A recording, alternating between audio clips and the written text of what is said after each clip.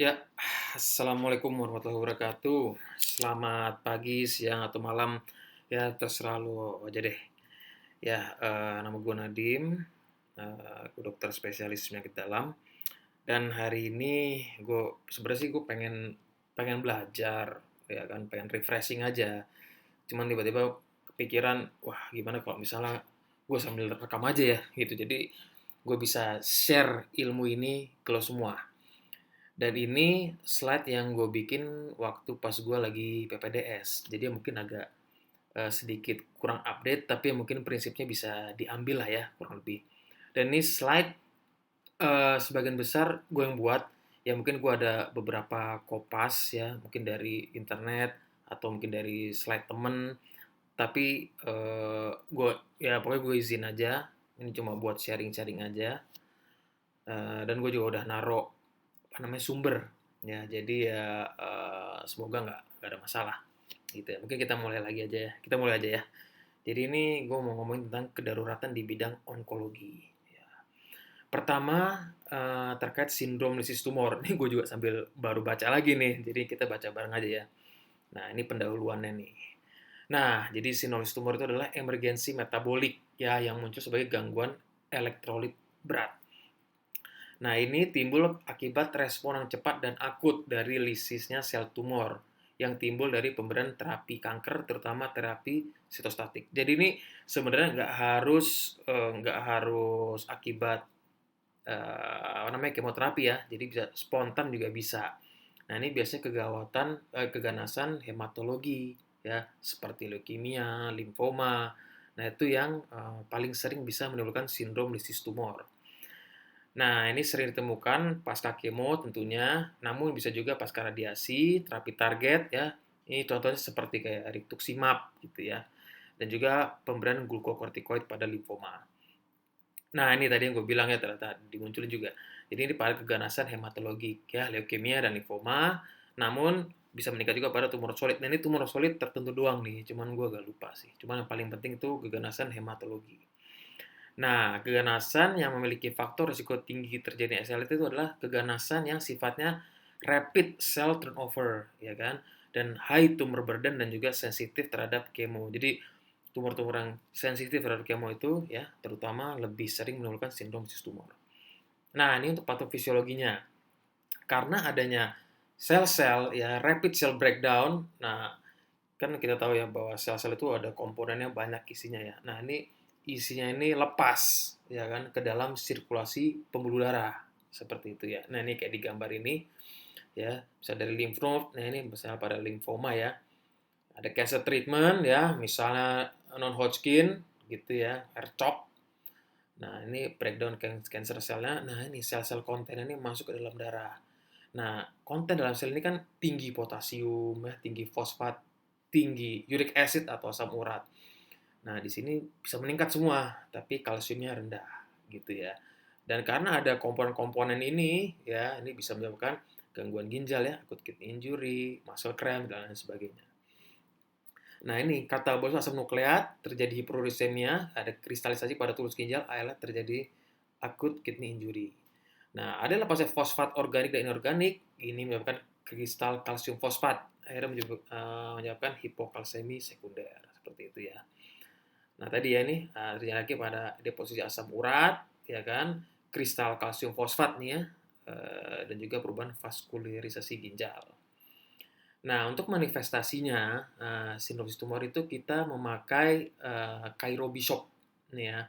Kalau ada lebih dari sama dengan 2 di bawah ini dalam 24 jam ya, 3 hari sebelum atau 7 hari setelah kemo, nah itu ya, within ya, jadi dalam ya. Jadi bukan eh, lebih dari 3 hari atau kurang dari 7 hari gitu ya, enggak ya. Jadi dalam 3 hari atau dalam 7 hari setelah kemo, ya kan. Jadi hipokalsemi, ya, hiperfosfat, hiperkalemi, hiperurisemi. Ini 2 aja, kita bisa masuk ke sindrom tumor. Itu secara lab ya. Kalau secara klinis, ya di sini ada cukup apa namanya laboratorium kriteria dari atas nih ditambah 1 seperti ini. Ada kardiak aritmia, kreatinin lebih lebih 1,5 kali upper limit normal, sama ada kejang seperti itu ya. Ada salah satu ini tambah dua ini udah kita bisa bilang sindrom situs tumor. Nah, manifestasi klinisnya itu bisa mual, ya, gampang muntah ya, muntah juga bisa sih, mual muntah. Nafsu makan menurun, fatigue ya, lemas, urinnya bisa pekat ya, biasanya lebih kecoklatan gitu atau kuning, kuning sekali gitu ya. Dan bisa baal, kejang, halusinasi, ya kan, terus cramps gitu kan, kejang otot beda ya, palpitasi, aritmia, gangguan jantung. Nah, tadi tuh ya, ada hiperurisemia, hiperkalemi, hipokalsemi, hiperfosfat, dan juga gangguan ginjal akut ya, akut kidney injury. Nah, ini derajatnya nih, ya. Derajatnya ini dari 2004 ya, mungkin bisa lebih ada yang update lagi, cuma di sini dari 2020 sih sumbernya ya. Nah, ini ada kelas 1, 2, 3, 4, sama 5. Nah, 5 ini death, death, death gitu kan. Nah, kalau grade 1, ini kita lihat nih, kreatininnya 1,5. Grade 2, 1,3. Grade 3 lebih dari 3 sampai 6. Grade 4 lebih dari 6 kali upper limit normal ya. Nah, kalau kardiak aritmia, nah ini juga ada sampai life threatening, seizure juga bisa ya, seperti itu. Ini itu berdasarkan grade-nya. Nah, grade-grade ini nanti akan berimplikasi kepada terapi yang bakal kita berikan. Gitu ya. Nah, ini yang tadi gue bilang. Jadi stratifikasi serinoblisis tumor ini ya, yang low risk itu biasanya solid tumor ya, multiple myeloma, Hodgkin juga nggak semuanya ya, ya yang apa maaf limfoma nggak harus semuanya, ada yang Hodgkin ya, indolent. Tapi yang high risk yang kita penting tahu nih, ALL ya, limfoma yang Burkitt ya, Burkitt udah pasti agresif ya, terus limfoblastik non Hodgkin lymphoma seperti itu. Tapi pada intinya sih kalau misalnya kita ketemu pasien yang habis kemo gitu ya, terutama nih habis kemo terus menunjukkan gejala tadi ya hiperkalemi, hiperfosfat dan lain sebagainya, kita harus curiga tuh sinovitis tumor ini sering banget kita ketemu nih sinovitis tumor. Nah, di sini untuk stratifikasi resiko sinovitis tumornya tadi tuh ya, kalau misalnya ALL dilihat nih, kalau misalnya dia lebih dari sama 25.000 ya udah high risk seperti itu. Terus kalau kurang dari 25 kita lihat LDH-nya. Begitu juga dengan AML, solid tumor, ya. Mungkin kalau yang AML ini yang lebih dari 100.000 ya, ini kan sudah resiko untuk leukostasisnya tinggi, seperti itu, jadi high risk. Nah, kalau solid tumor, nah ini biasanya neuroblastoma, germ cell tumor gitu ya, ini intermediate. Yang lainnya masuk ke low risk, seperti itu. Nah, kalau agresif lymphoma, ya seperti Burkitt, ini udah pasti high risk nih, Burkitt ya. Kalau indolent, kita lihat bulky atau enggak. Kalau CLL, kita lihat leukositnya ya, atau dalam terapi target seperti itu. Cuman yang paling penting yang merah-merah nih ya, tuh ALL ya, AML, agresif lymphoma seperti itu. Nah, di sini untuk terapinya kita lihat apakah ada hiperuricemi, ya kan, ada hiperkalemi, hiperfosfat, hipokalsemi, ya dengan ini ya, pokoknya asam urat lebih dari sama dengan 8, kalium lebih sama dengan 6, fosfat lebih sama 4,5, kalsium kurang dari 7 gitu ya. Nah, kalau dua ada, nah berarti dia masuk ke laboratory tumor disease syndrome. Nah, kalau dilihat nanti ada acute kidney injury, ada cardiac arrhythmia, nah ini harus langsung kita berikan terapi. Ya, IV fluid, ya, CL, RL gitu kan. Rasburikase, kayaknya nggak ada ya, jadi kita gantinya allopurinol gitu. Nggak apa-apa kita kasih aja. Terus kalau misalnya udah ada cardiac arrhythmia gini, emang agak serem, jadi kita harus monitoring nih di ICU atau ICCU seperti itu. Dan apakah sampai butuh renal replacement therapy ya, HD suportif gitu ya. Misalnya kita udah kaliumnya tinggi, udah kita terapi ya secara obat-obatan, nggak turun-turun gitu kan. Apalagi mungkin akinya udah grade 3, nggak ada urin, ya udah kita harus HD seperti itu. Kalau nggak ada ya, mungkin yang bisa kita berikan yang IV fluid, transpirase, monitoring tetap ya, tapi mungkin HD belum perlu diberikan. Tapi yang paling penting prinsipnya itu adalah hidrasi ya. Hidrasi ya kan, itu nomor satu. Sambil kita pantau urin outputnya bagaimana. Sisa itu nanti mengikuti aja ya, allopurinol ya dan lain sebagainya. Nah, di sini perbedaannya adalah kalau allopurinol dia itu menghambat santin oksidase. Nah, jadi menghambat perubahan hiposantin ke santin atau santin ke uric acid.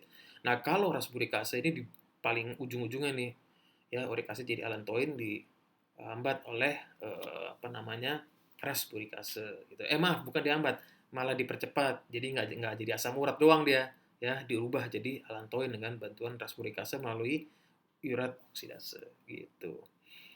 Nah, di sini kita lihat juga ya resiko-resikonya tadi ya. Kalau udah high risk, IV, ya hidrasi, allopurinol, rasburikase, dan yang paling penting sebenarnya kita jangan sampai ke terapinya gitu. Kita harus prevent untuk terjadinya tumor lysis syndrome. Jadi misalnya pada pasien-pasien yang punya resiko TLS, ya kan, nih kita kasih IV fluid ya, NS itu misalnya 3 liter ya, 3 liter per hari. Terus alkalinisasi urin ini sebenarnya nggak direkomendasikan, jadi pemberian bikarbonat sebenarnya itu yang nggak direkomendasikan ya. Tapi yang boleh kita berikan itu pada pasien intermediate risk ya atau high risk itu allopurinol kita berikan. Kalau high risk ya, maaf tadi intermediate aja. Kalau high risk itu di pertimbangan rasburikase. Nah, kalau misal udah jelas nih, nah ini udah bener nih tumor lysis syndrome. Nah, ya udah kita kasih rasburikase ya allopurinol sih ya kalau nyatanya bisa dialisis nih, misalnya kalau tadi saya bilang ya, yang gue bilang refraktori elektrolit ya. Terus targetnya ini nih penting nih, 100 mili per meter square per jam ya. Nah, ini harus penting ini kita tahu target. Jadi kita kasih hidrasi, nah, kita lihat nih apa namanya urinnya gimana, urin outputnya. Nah tadi ya, ini NS 3 liter tadi ya. Cuman harus juga kita lihat nih, ada nggak dia mempat CHF ya. Nanti kita kasih, nggak taunya overload malah lebih bahaya lagi. Jadi harus kita timbang-timbang juga. Misalnya kalau kita loading, dia tambah sesak, nah ya udah, jangan dilanjutin loadingnya ya. Kalau bisa ya kita pantau apa namanya CVC-nya gimana secara manual ya, atau bisa juga kita lakukan USG ya, IVC-nya kita lihat ya apakah overload atau tidak gitu. Nah, kalau hipouricemia tadi bisa kasih allopurinol, ini dosisnya ya 600 miligram, terus lanjutin 300 miligram, seperti itu bisa. Ini beda-beda sih sumber-sumbernya. Coba ini kasih allopurinol. Nah, tapi kalau pasien dengan renal failure tentunya ya harus kita kurangin ya dosisnya. Nggak usah bingung-bingung, ntar lu lihat di ini aja, Medscape gitu kan. Kelihatan ntar tuh berapa kita kasihnya. Terus juga hati-hati ada drug interaction, mercaptopurin, ya. Itu allopurinol kayaknya sih nggak ada ya. Ya kalau ada ya alhamdulillah lah. Rasburikase, febusosat nih udah ada nih. Kita kasih 120 mg per oral daily. Nah ini ya emang ekspensif sih, cuman dia nggak ada apa namanya nggak ada adjusting dose pada renal. Jadi kalau ada gangguan ginjal ya enakan febusostat. Kalau hiperfosfat, nah ini ya tentunya minimasi fosfat intake dan fosfat binder ya. Kalau misalnya nggak bisa-bisa juga ya udah kita bisa pertimbangkan dialisis. Hiperkalemi, nah ini kayaknya udah pada sering ya nih kalau hiperkalemi kita berikan insulin plus dextrose ya. Tujuannya apa? Biar kalium yang di luar ini masuk ke dalam sel seperti itu. Jadi ya nggak hiperkalemi lagi dong. Nah, kalau kalsium glukonas ini untuk stabilisasi membran jantung terutama. Karena kalium yang tinggi itu ya bisa bikin kardiak aritmia. Nah, kalsium glukonas ini membantu ya. Jangan sampai terjadi aritmia. Atau kalau ada aritmia kita kasih ciaglonus ya juga bisa. Ya, terus tadi ya sirup bikarbonat ya. Kalau nggak bisa-bisa juga ya udah dialisis. Hipokalsemi tadi sekalian ya dari kalsium glukonasnya. Oke, ini kayaknya udah hampir 15 menit ya. Ya, mungkin untuk kegawatan onkologi yang lain nanti gue bahas ya. Kalau ada pertanyaan boleh ditaruh di kolom komentar ya. Kita interaksi aja ya. Kalau ada yang salah-salah boleh deh. Ada yang terbaru misalnya lo kasih tahu ini salah ini nggak apa-apa, gue terbuka banget, gue soalnya kan pengen belajar juga gitu kan ya, karena dokter kan long life learning gitu kan, jadi ya kita diskusi aja gitu ya. Ya semoga ini bermanfaat. Nanti mungkin kalau tanggapannya oke, gue bisa bikin lanjutin lagi gitu ya. Oke, terima kasih. Wassalamualaikum warahmatullahi wabarakatuh.